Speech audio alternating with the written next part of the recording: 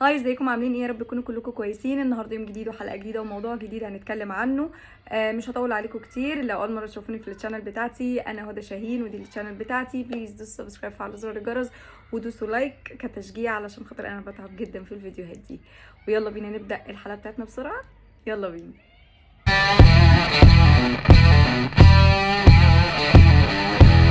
النهارده الحلقه بتاعتنا مهمه جدا، وموضوع لازم كل بنت تكون على اطلاع بيه، علشان خاطر العصر بتاعنا او الوقت بتاعنا دلوقتي، من كتر ما احنا بنسكرول على الفيسبوك والانستجرام والتيك توك واي نوع بلاتفورم احنا بنشوف عليه حاجات كتير جدا، صور كتير جدا، معطيات لحاجات كتير جدا، بتخلينا طول الوقت لا اراديا بنقارن. فاحنا هنتعلم ازاي يكون عندنا ثقة بنفسنا، مش بس بسبب السوشيال ميديا، لا ده بسبب الحاجة اللي احنا محاطين بيها الفترة دي كلها من حاجات كتير جدا جدا جدا، ونفهم انواع الثقة بالنفس وازاي يبقى عندنا ثقة حقيقية في نفسنا.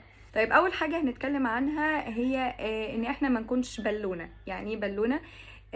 يعني انا دلوقتي واحده ست واثقه في نفسها. يعني ايه واحده ست واثقه في نفسها؟ يعني عندي حاجات انا واثقه في نفسي بناء عليها. مش ابقى مثلا والله انا ماشيه واثقه في نفسي، بس واثقه في نفسي في اللا شيء. ده كده غرور. الغرور هو ان انا يبقى ما عنديش لا شيء، ما عنديش اي حاجه في اي حاجه، وستيل عماله اقول لنفسي انا هوصل، انا هحقق، انا هعمل، وانا اصلا ما عنديش الحاجه اللي تخليني واثقه في نفسي. يعني ما عنديش الحاجه اللي تخليني يبقى عندي الثقه دي. خليني اوضح اكتر علشان ما حدش يقول يعني هو ده ما نثقش في نفسنا، يعني لازم ابقى حلو عشان اثق في نفسي. لا، هو في اوريدي بنات حلوين وما عندهمش الثقه بالنفس. عشان يبقى عندي ثقه محموده في نفسي لازم يبقى عندي لستة. الليسته دي عباره عن ايه؟ حاجات انا محتاجه اطورها، وحاجات عايزه اضيفها في شخصيتي، وحاجات هي اوريدي عندي عايزه بقى تتحسن او هي تفضل زي ما هي بتبقى مجموعه صفات الشخصيه بتاعتي بتتميز بيها، فبناء عليه الثقه دي بتكون محل احسان، وما بتبقاش غرور. انما الغرور ان انا ابقى شخص فاضي من جواه، شخص معدوم الهويه خالص، وابقى ماشيه نفخه نفسي. في اول ما افتح بقي كده اتكلم، الاقي البالونه بقى فرقعت، اللي هي ايه بقى؟ انه انا ما عنديش اي حاجه اقولها حرفيا. زيرو بقى، زيرو اي حاجه، ما فيش كاركتر، ما فيش شخصيه خالص بتتكلم. هنا بقى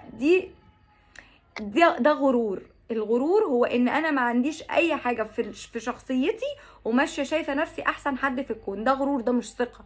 دي حاجه وحشه جدا وما ينفعش يكون حد عليها.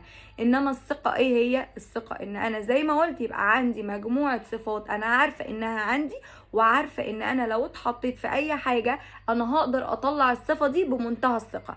زي اللي بيعرف يرسم، لو دخل مسابقه رسم انا عارفه ارسم، بس لو انا مثلا ما بعرفش اطبخ خالص وماشيه عماله اقول انا اطبخ، انا بعرف اطبخ، انا بعرف اطبخ، انا بعرف اطبخ، وانا اصلا ما بعرفش اعمل ما بعرفش اسلق بيضه اصلا، ودخلت مسابقه طبخ، فاوريدي هنا بقى البالونه بتفرقع. هنا كده انا ما بعرفش اطبخ. هنا كده ده غرور. هو كده انا ما عنديش السمه دي في شخصيتي وماشيه اقول انها عندي.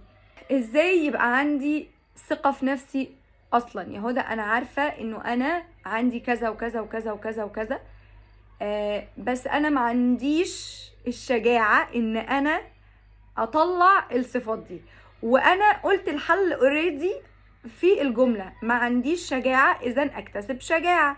طيب اكتسب شجاعة ازاي؟ ان انا عادي انه انا يكون مصاحبني شعور بالخوف اثناء ما بكون بعمل الحاجة. ده شعور وارد، فنعمل الحاجة على ايا يكن الشكيلة اللي هي هتطلع عليها. يعني انا لو خايفه مثلا اعمل اكله، والاكله دي مش خايفه ما تظبطش مني، هعملها حتى لو انا خايفه. ما خليش خوفي يعيقني، لان انا لو خليت خوفي يعيقني كده انا خليت ثقتي تقل اكتر، لان انا اوريدي ما جربتش. في مقوله هزليه كده احمد مكي بيقولها، مش يمكن لما اجرب اطلع بعرف؟ طب ما تجربي، يمكن فعلا تطلعي بتعرفي. طيب تاني حاجة، ان انا الثقة بتاعتي بتتبني بالالتزام، ان انا اكون شخص ملتزم. لو انا شخص مش ملتزم في اي حاجة مهما كانت، عمري ما هيكون عندي ثقة. لو انا مثلا واحدة صاحبتي ادتني كلمة في حاجة وانا مرة تداني وما توفيش، التانية تداني وما توفيش، التالتة تداني وما توفيش، الرابعة تداني وما توفيش، هيجي عليا وقت مش هصدقها تاني. كذلك علاقتك مع نفسك، لازم يكون في علاقتك مع نفسك قبل اللي حواليك التزام، بتديها كلمة وبتوفي بيها. والله انا ابدأي بحاجات صغيرة علشان خاطر تبني ثقة جوه نفسك مع نفسك. زي ايه؟ والله انا هصحى الساعة 6 الصبح، لازم على قد ما تقدري تصحي الساعة 6 الصبح، انا اديت لنفسي كلمة ولازم اوفيها.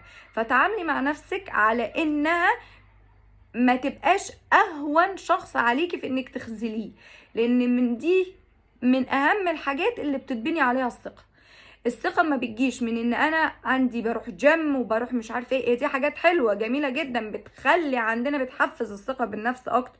بس لو انا ما عنديش اصلا التزام، بشترك في جيم بس ما بروحوش، عايزه اخس بس ما بخسش، وعايزه اتخن بس ما بمشيش على دايت، وعماله ادي نفسي وعود وما بوفيش مع نفسي، فكل الحاجات دي هتخلي عندنا أزمة ثقة في النفس. تالت حاجة، نبطل نتكلم عن نفسنا كلام سلبي. تمام؟ زي مثلا والله انا بقى مع نفسي انتي غبية جدا على فكرة ومش هتعرفي تعملي الكلام ده. بطلي تقولي لنفسك كلام سلبي، وخليكي حنينة جدا جدا على نفسك، وخليكي عارفة ان وارد كلنا نخطأ، وان مفيش حد بيتعلم من غير ما يخطأ. الخطأ موجود زي ما هو موجود ان احنا نعمل حاجة الصح. مليون مرة هتخطئي، المليون واحد هتصيب معاكي. فالثقة في نفسك مش معناه ان انت شخص ما بيخطأش، الثقة في نفسك مش معناه ان انت احلى حد في الدنيا وعندك احلى حاجة وانك عندك كل المقومات المثالية للجاذبية. لا، الثقة بالنفس انك انت تبقي عارفة انك انت شخص بني ادم طبيعي عادي، وارد انه يصيب، وارد انه يخطأ، وارد انه يمر باوقات ما يبقاش احسن فيها، ورغم ده كله هو قادر يقول لنفسه انا تمام، انا حنين، انا عطوف على نفسي. لان زي ما قلتلك في النقطة اللي فاتت، انك انت التزامك مع نفسك وعطفك وحنيتك عليها، وانك بتتعاملي معاها كشخص يستحق الحب والاحترام، ده هيبني ثقة قوية بنفسك. مش فاكرة تالت حاجة ولا رابع حاجة. مهم جدا جدا جدا جدا جدا انه اعرف انه قبل اي حاجة اللي هيخليكي فعلا فعلا جذابة جدا، وده هيخليكي تشتغلي على الموضوع ده مرارا وتكرارا، هو انك تعرفي ان جاذبيتك الحقيقية موجودة في ثقتك بنفسك، وانك حتى لو اخطأتي عادي، ما اخطأ، تمشي واثقة جدا جدا جدا من خطواتك. حتى لو اخطأتي، انتي عملتي اللي عليكي، درستي كل حاجة، انتي إيه الحاجة دي ممكن تحصل فيها. تمام؟ عادي جدا، حتى لو اخطأت بضحك عادي، يعني ايه المشكلة اخطأت. كل الحاجات اللي انا قلتها نقاط مترابطة مع بعضها هتوصلك في النهاية لانك انتي تبقي شخص واثق في نفسه، وعارف هو عنده ايه وبيدي ايه للي حواليه، وواثق جدا هو يستاهل ياخد ايه من اللي حواليه. ده ملخصا للثقة بالنفس.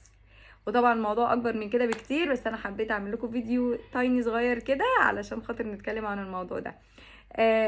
لو وصلتوا لحد هنا في الفيديو، متشكرة جدا على المشاهدة بتاعتكم، ولو ما دستوش سبسكرايب وفعلوا زرار الجرس ودوسوا لايك كتشجيع منكم ليا عشان بتعب في الفيديوهات دي. باي باي، واشوفكم في حلقة جديدة.